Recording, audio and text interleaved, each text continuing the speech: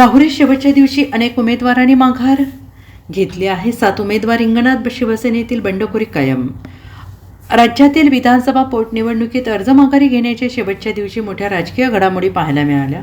राज्याचं लक्ष लागलेल्या बारामती विधानसभा पोटनिवडणुकीत काँग्रेसने अखेरच्या क्षणी माघार घेतली. त्यामुळे बारामतीच्या निवडणुकीतील उत्सुकता कमी झाली असली तरी येथील मतदारसंघात निवडणूक होणार हे निश्चित झालं आहे. दुसरीकडे राहुरी मतदारसंघातही आज शेवटच्या दिवशी अनेक उमेदवारांनी आपली माघार घेतली असून 7 उमेदवार रिंगणात कायम आहेत. त्यामुळे कोण होणार राहुरीचा आमदार याची उत्सुकता आता मतदारसंघात वाढलेली आहे. राहुरीचे दिवंगत आमदार शिवाजीराव कर्डिले यांचे निधनानंतर रिक्त झालेल्या जागेवर विधानसभा पोटनिवडणूक होत असून भाजपा महायुतीने अक्षय कर्डिले यांना तिकीट दिले आहे.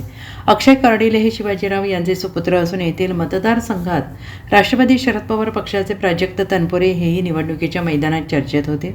मात्र ऐनवेळी त्यांनी माघार घेतल्यानंतर शरद पवारांच्या राष्ट्रवादीने गोविंद मोकाटे यांना तिकीट दिलं. त्यामुळे येथे निवडणूक होणार हे निश्चित मानलं जातच होतं. त्यातच आज उमेदवारी अर्ज माघारी घेण्याच्या शेवटच्या दिवशी अखेरचे 7 उमेदवार रिंगणात कायम आहेत. भाजपकडून ही निवडणूक बिनविरोध करण्यासाठी शर्थीचे प्रयत्न करण्यात आले आहेत. मात्र 7 उमेदवार शिल्लक राहिल्याने आता मतदान प्रक्रिया पार पडणार आहे. भाजपकडून शिवाजीराव कर्डिले यांचे चिरंजीव अक्षय कर्डिले यांना उमेदवारी अर्ज देण्यात आले आहे.